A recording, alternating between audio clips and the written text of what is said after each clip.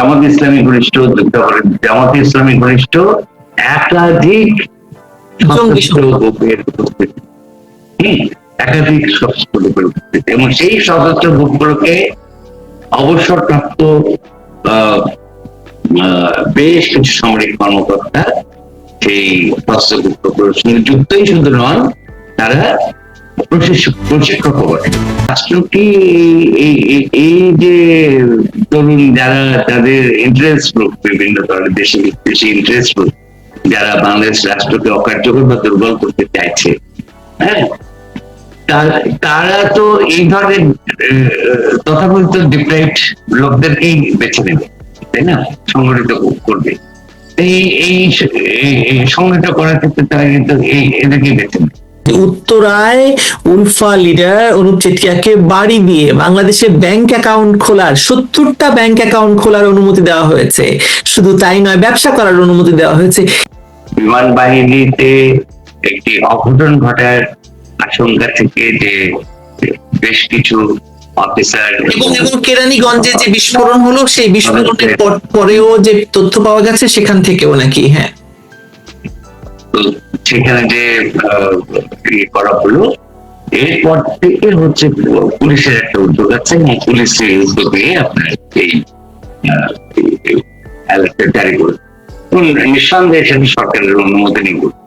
সেনাবাহিনীর ভেতরের কর্মকর্তাগণ যারা জঙ্গিবাদ দমনে আওয়ামী লীগ আমলে একদম সর্বোচ্চ ভূমিকা পালন করেছিলেন, আমি মেজর জেনারেল জিয়াউল হাসানের নাম বলতে পারি, আমি গুলজার সাহেবের নাম বলতে পারি। গুলজার সাহেবকে তো হত্যা করা হয়েছে বিডিআর বিদ্রোহের সময়, এবং আমরা দেখতে পাই বেছে বেছে তাদেরকেই হত্যা করা হয়েছিল যারা আসলে জঙ্গিবাদ দমনে বড় ধরনের ভূমিকা রেখেছে।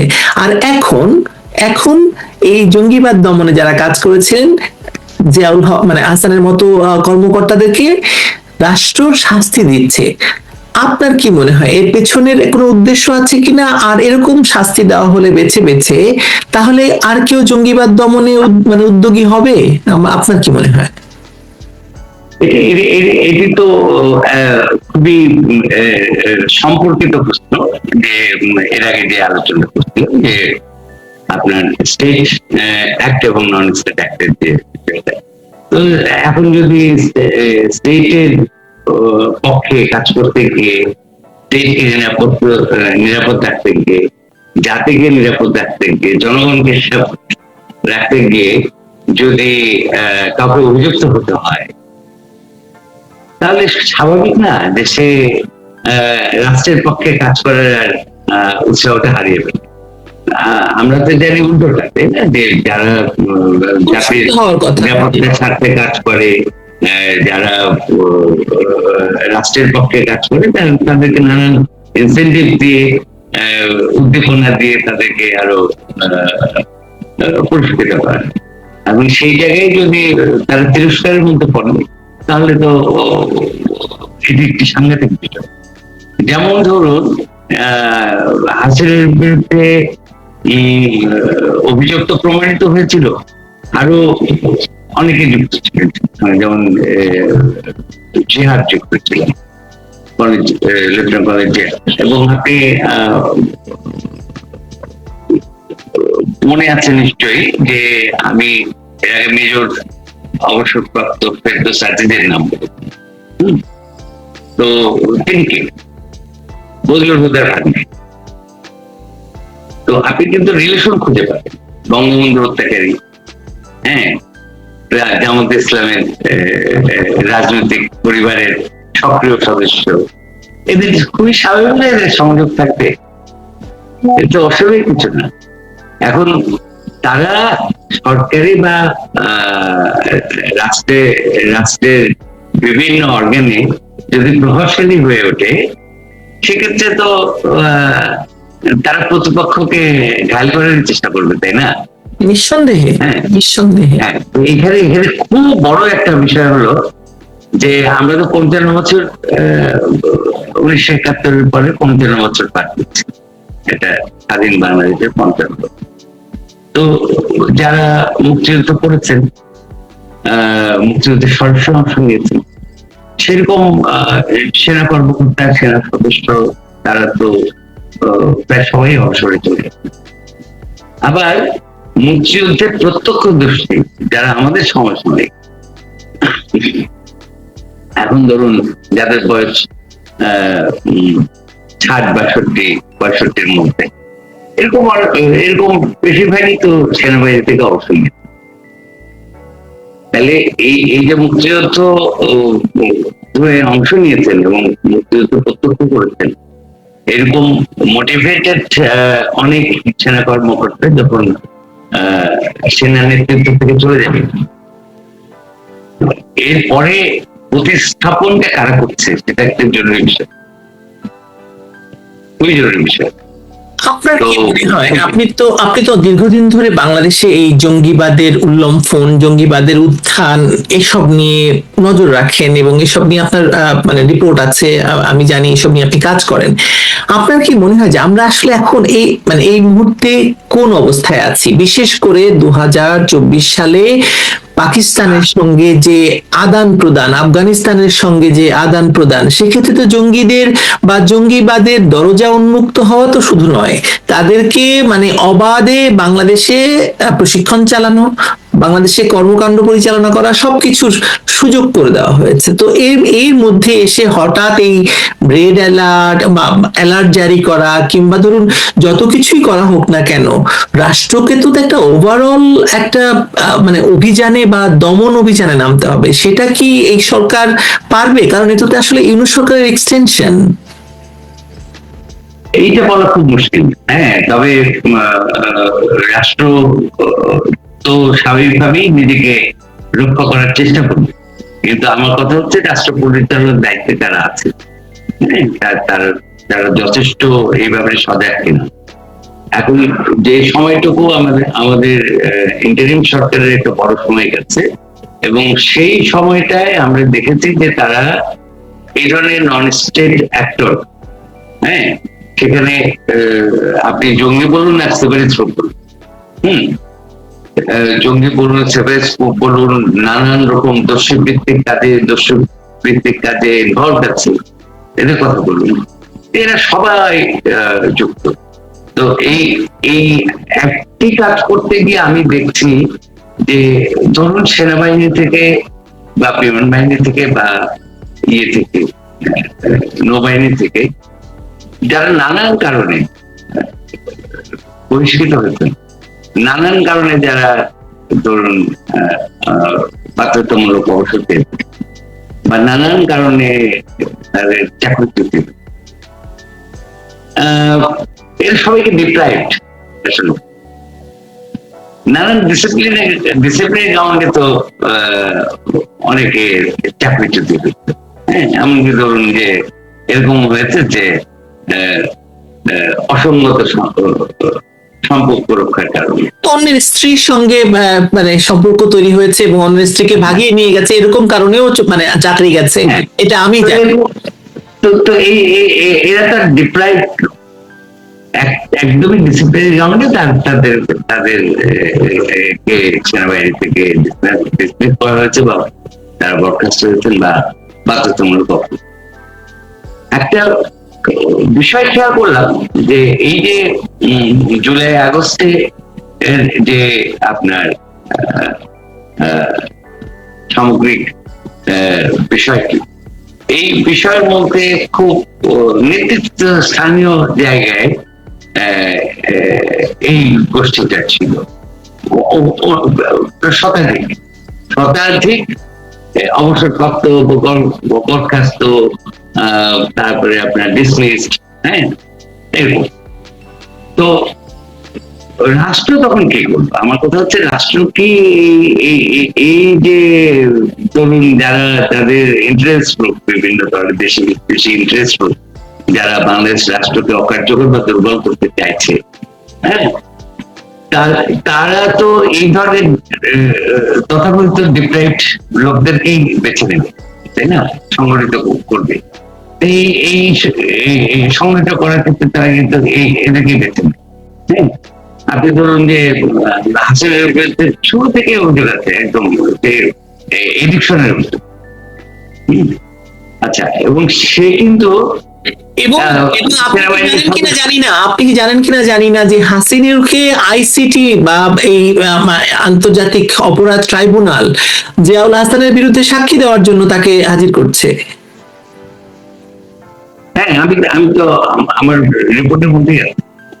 হ্যাঁ, আমার রিপোর্টের মধ্যে তো আছে, ছিল সেটা, মানে আমি যখন ওই এই বিষয়গুলো নিয়ে রিপোর্ট করলাম, তো সেইখানে যে জিনিসটা হলো যে খুব ইন্টারেস্টিং যে যখন আপনি অভিযোগ করলেন এবং তদন্ত করলেন, তো এখন ধরুন যে হাসিনের বিরুদ্ধে যারা তদন্ত করেছে, যারা অভিযোগ করেছে, হ্যাঁ, যারা অভিযোগ প্রমাণ করেছে, হ্যাঁ, এখন হাসিনা গিয়ে কি তাদের বিপক্ষে সাক্ষী দেবে? হ্যাঁ, আচ্ছা, এবং হাসিনুর এই সময়টা কিন্তু সেনাবাহিনীতে কর্ম করছিলেন। হ্যাঁ, উনি দেখবেন যে বাংলাদেশে যে নন জুডিশিয়াল কিলিং শুরু হলো, সেই শুরুটা যদি আমরা দেখি যে খুব ব্যাপকভাবে শুরু হলো 2001-এর পরে, সেই কিলিং এর সঙ্গে কিন্তু সবচেয়ে বেশি নাম পাওয়া যায় হাসিনুর এবং জিহাদ।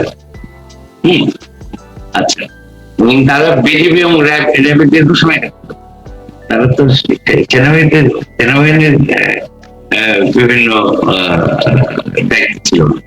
হ্যাঁ, আচ্ছা, তো বিজেপিতে থাকাকালীন এবং আপনার র্যাবে থাকাকালীন সবচেয়ে বেশি এবং এরা এই যে ধরুন একটা রাওয়া ক্লাব কেন্দ্রিক একটা মানে মানে একটা গ্রুপ তৈরি হয়েছে, এবং এরা বাংলাদেশে শুধু জঙ্গিবাদ নয়, বাংলাদেশের মাটিকে ব্যবহার করে ভারত বিরোধী তৎপরতা। আমি কয়েকজন মানে এমনি র্যান্ডম ছড়িয়ে পড়া অন্তর্জালে বা সামাজিক যোগাযোগ মাধ্যমে সাবেক সেনা কর্মকর্তার সাক্ষাৎকার বা শুনতে পাই, এবং তারা মূলত মূলত ভারতকে, আমি সম্প্রতি একজনের সাক্ষাৎকার শুনে অবাক হচ্ছিলাম যে উনাকে কোন একটা প্রশিক্ষণের জন্য ভারতে যাওয়ার কথা বলা হচ্ছিল, উনি বলেছেন ভারত যতদিন পর্যন্ত দখল না হবে, মানে তারা যতদিন দখল না করতে পারবে ততদিন পর্যন্ত উনি ভারতে যাবেন না, মানে ভারতে যাবেন না। একজন সিটিং সেনা কর্মকর্তা এই কথা বলতে পারেন কিনা তখন, এবং সেই কারণেই নাকি তাকে বাদ দেওয়া হয়েছে সেনাবাহিনী থেকে। এই পুরো ভারতের সামরিক প্রশিক্ষণে যেতে নিজে অস্বীকার করেছিলেন। হ্যাঁ, এটা কেন হবে না বলুন তো মাস্টার? সেটি হচ্ছে যে আপনি যদি খেয়াল করেন বাংলাদেশ মিলিটারি একাডেমিতে, তো সুরেন ভাই হচ্ছে ভারত আমাদের এভাবেই তো বিষয়টাকে শুরু করা হয়, তাই না? তো এখন বাংলাদেশে সেনাবাহিনীর তো ধরুন একটা যদি দীর্ঘমেয়াদী প্রতিরক্ষা নীতি থাকতো, তাহলে আমরা বুঝতে পারতাম যে আমাদের সেনাবাহিনী, বিমান বাহিনী এবং বাহিনী কিভাবে গড়ে তুলবে।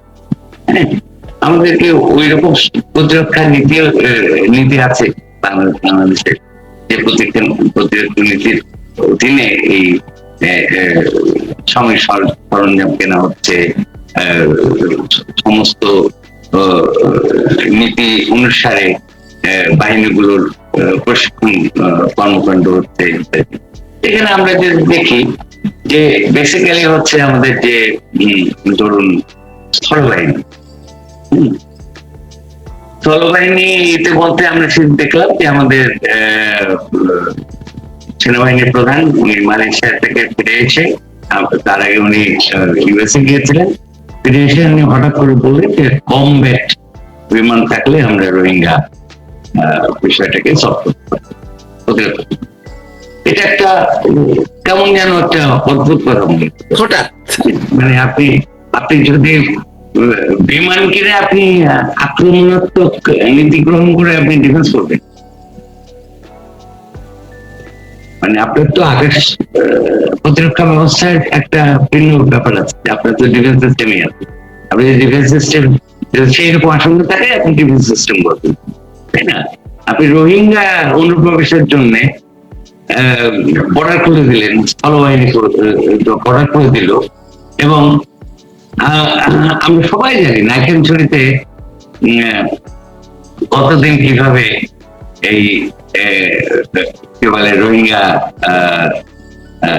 যেটা আরাকান বাহিনী বলে পরিচিত, হ্যাঁ, তাদের একটা বড় উপস্থিতি ছিল এবং তাদের ওখান থেকেই হাসিনুরা অস্ত্র সংগ্রহ করতো, অস্ত্র সংগ্রহ করে উল্ফাকে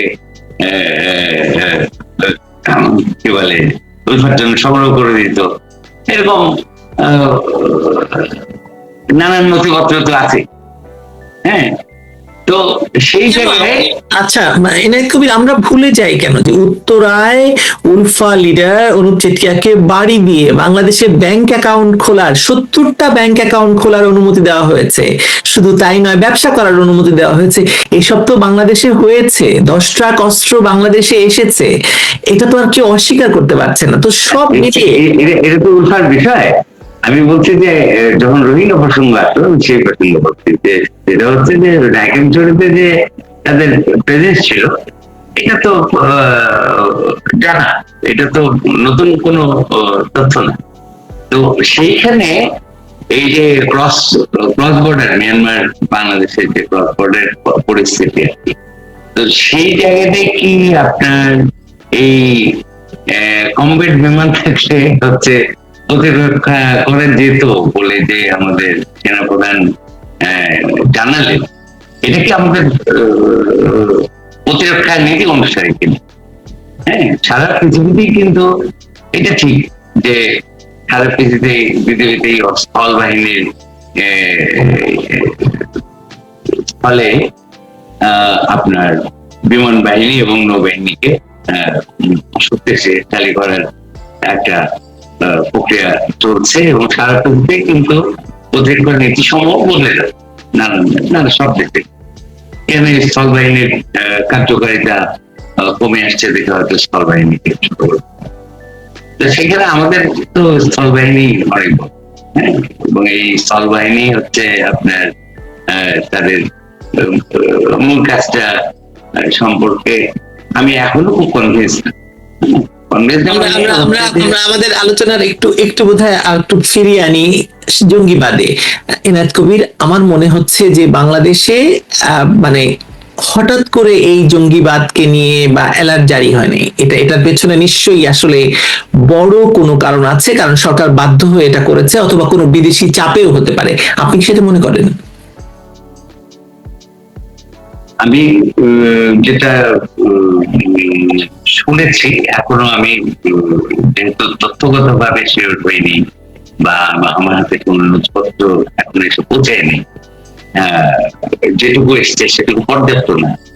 সেই কারণে আমি যেটুকু আপনাকে বলতে পারি সেটা হচ্ছে যে এটা বিমান বাহিনীতে একটি অঘটন ঘটার আশঙ্কা থেকে যে বেশ কিছু অফিসার এবং কেরানীগঞ্জে যে বিস্ফোরণ হলো, সেই বিস্ফোরণের পরেও যে তথ্য পাওয়া গেছে সেখান থেকেও নাকি, হ্যাঁ, সেখানে যে করা হলো, এরপর থেকে হচ্ছে পুলিশের একটা উদ্যোগ আছে এবং পুলিশের উদ্যোগে আপনার এই অ্যালার্টটা জারি করে নিঃসন্দেহে সেটা সরকারের অনুমোদন নিব। তো সরকার অনুমোদন করেছে। তো সেইখানে আমি আমার কাছে মনে হচ্ছে যে এই যে দীর্ঘদিন ধরে বাহিনী সমূহ এসে আপনার পুলিশের দায়িত্ব পালন করছে, সেটি পুলিশের খুব পছন্দ হবার কারণ নেই।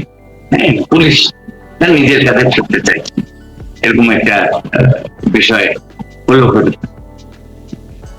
আরেকটি প্রশ্ন, শেষ প্রশ্ন আপনার কাছে, যে মানে জুলাই জঙ্গিদের যেখানে ইন্ডেমনিটি দেওয়া হয়েছে, মানে রাষ্ট্র ইন্ডেমনিটি দিয়েছে এবং এই নতুন সরকারও সেই ইন্ডেমনিটি বহাল রেখেছে, আপনি তাদের মধ্যে বিরাট বড় সংখ্যক জঙ্গি আছে, মানে যাদেরকে আপনি ইন্ডেমনিটি দিচ্ছেন তাদেরকে আবার মানে দমন করার জন্য অ্যালার্ট জারি করছেন, স্ববিরোধিতা হলো কিনা আসলে? সেটা আমি আগে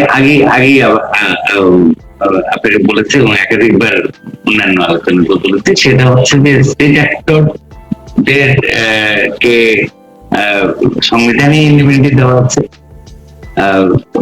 বাহিনী সমূহের যে নিজস্ব আইন সেখানে ইন্ডিপেন্ডেন্ট দেওয়া আছে।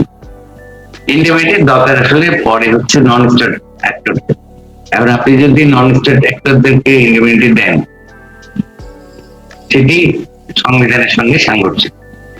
শুধু নয়, সেটি জাতীয় নিরাপত্তার জন্য বিশাল, জাতীয় নিরাপত্তা,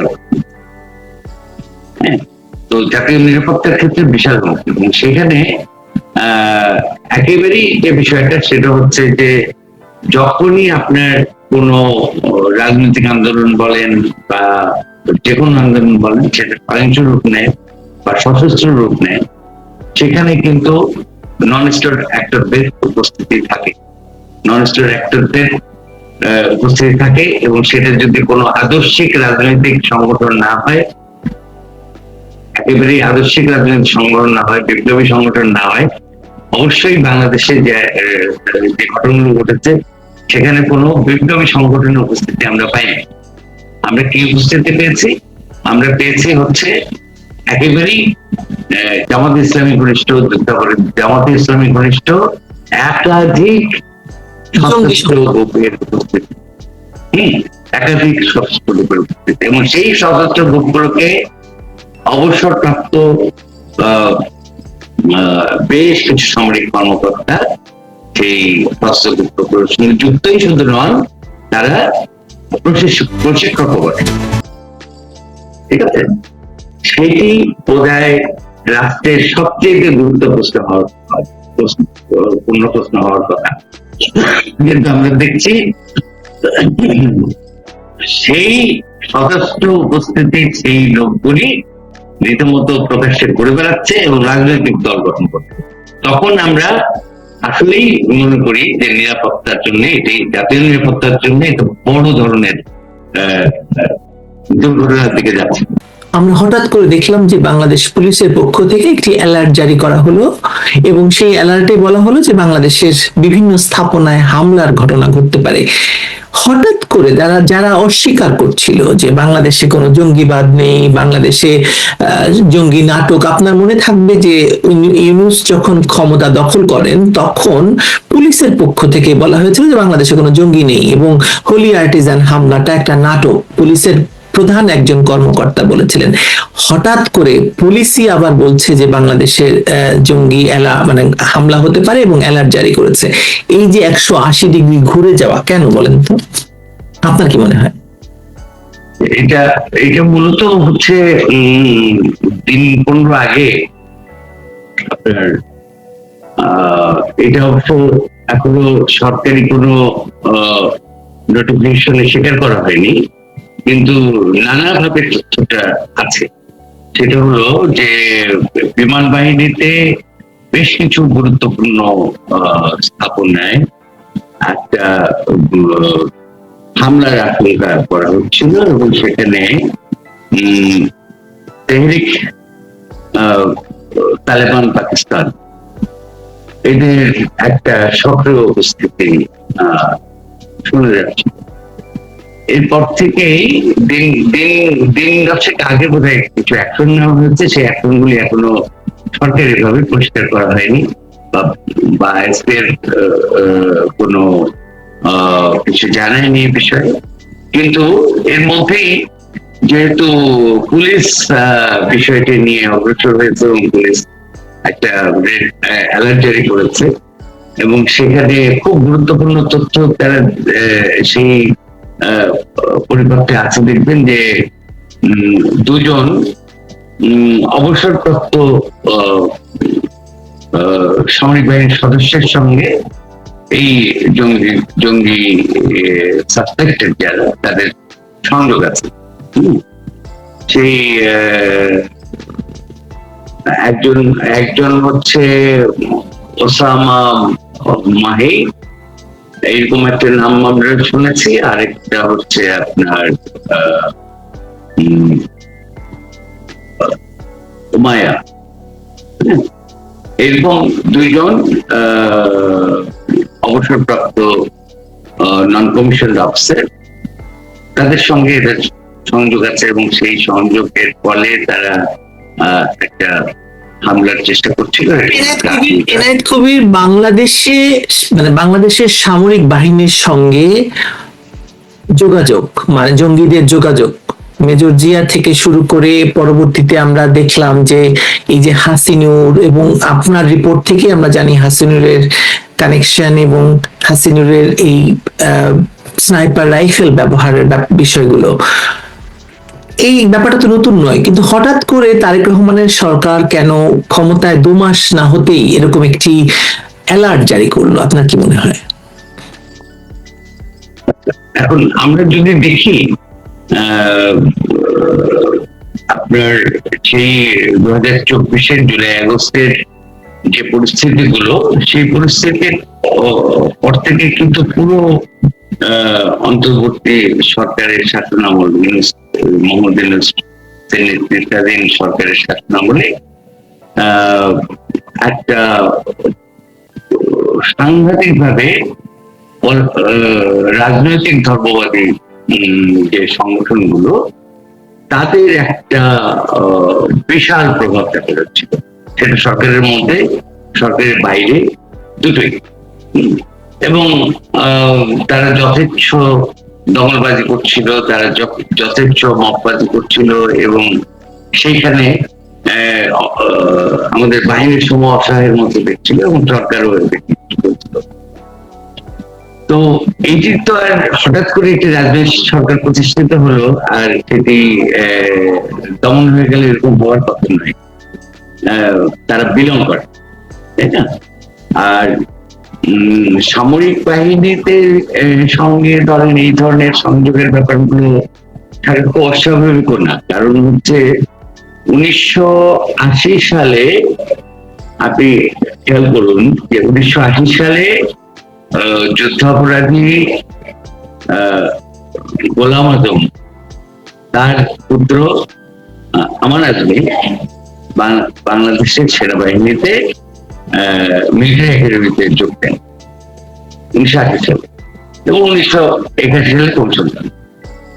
তারপরে নিশ্চয়ই খেয়াল করে যে গোলাম আজম তখনও পাকিস্তানের নাগরিক, তার তখনও নাগরিকত্ব বহাল হয়নি।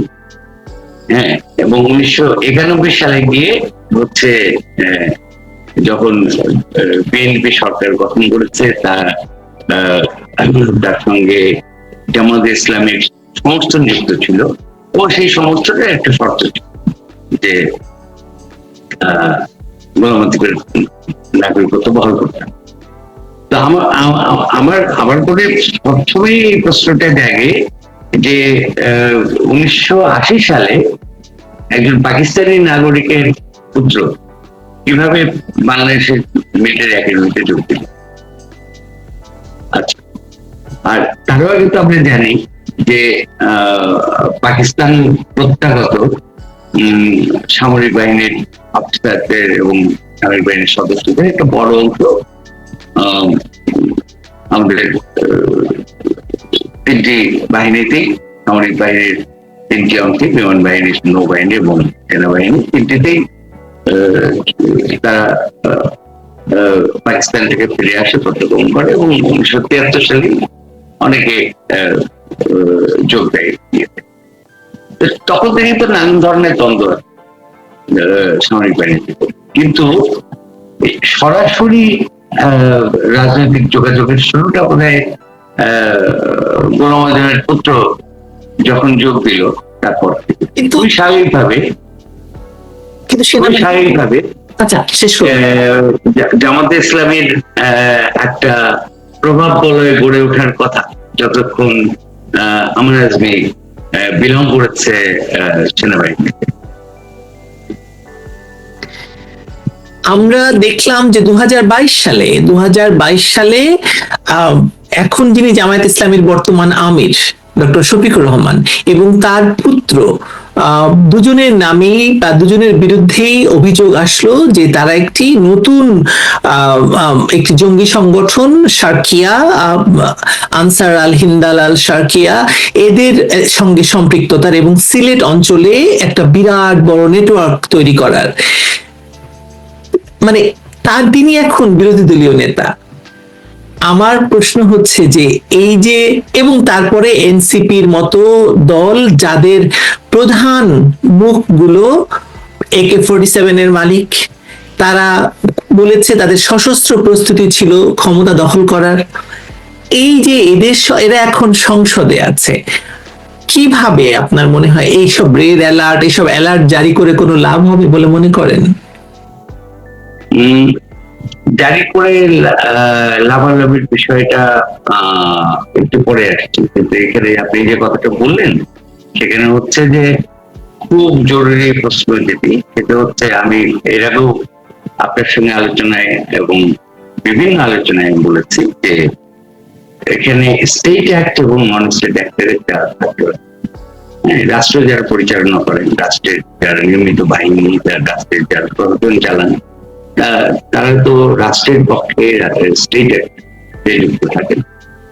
এখন সেই স্টেট অ্যাক্টরদের জন্য হচ্ছে এক ধরনের ইন্ডিপেন্ডেন্টি তো থাকেই। হ্যাঁ, বাহিনীগুলোর আইনের মধ্যে আছে, প্রশাসনের আইনের মধ্যে আছে। আবার হচ্ছে আমাদের সংবিধানের 45 অনুচ্ছেদে যার যার জুরিসডিকশন অনুযায়ী সেই ইন্ডিপেন্ডেন্টি দেওয়া।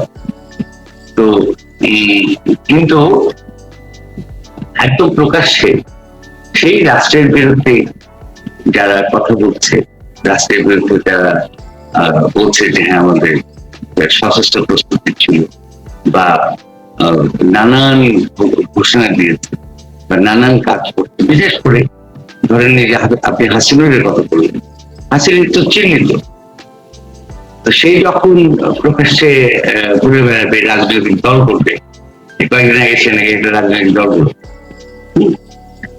তাহলে আমার প্রশ্নটা জেগেই যায় যে এই যে রাষ্ট্রটা দখল হলো জুলাই আগস্টে, সেটা নন স্টেট অ্যাক্টরদের নানান সক্রিয় সশস্ত্র সক্রিয় উপস্থিতি হলো। এরপর থেকে কি রাষ্ট্র তাদের দখলে চলে গেল? এতটাই দখলে চলে গেল যে রাষ্ট্র হচ্ছে নন স্টেট অ্যাক্টরদেরকেই আপনার ছায়া দিচ্ছে, নিরাপত্তা দিচ্ছে, আর স্টেট অ্যাক্টররা এখন অসহায়। যদি সেটা হয়ে থাকে তাহলে তো স্বাভাবিক, আপনি যাদের উপস্থিতির কথা বলছেন, এমনকি সংসদ পর্যন্ত, এমনকি সরকার পর্যন্ত তাদের উপস্থিতি থাকবে। আর আরেকটি বিষয় হচ্ছে যে আমাদের যদি খেয়াল থাকে তাহলে জুলাই আগস্টে একদম প্রতিপক্ষ বানিয়ে ফেলা হয়েছে কিন্তু রাষ্ট্রের একটা অর্গান, পুলিশকে। ঠিক আছে, তাহলে পুলিশ হচ্ছে এই যে অ্যালার্টটা জারি করেছে কিন্তু পুলিশ, সেনাবাহিনী নয়। হ্যাঁ, এবং সেনাবাহিনী কিন্তু এখনো ব্যারাকে ফিরে নেই, রাজনৈতিক সরকার প্রতিষ্ঠিত হয়েছে, সেনাবাহিনী বিলং করছে, কিন্তু অ্যালার্টটা জারি করেছে পুলিশ। তাহলে পুলিশের সঙ্গে এখনো সেই দান্দিক জায়গাটা থেকে গেছে। আমি দুদিন ধরে এটাই ভাবছি।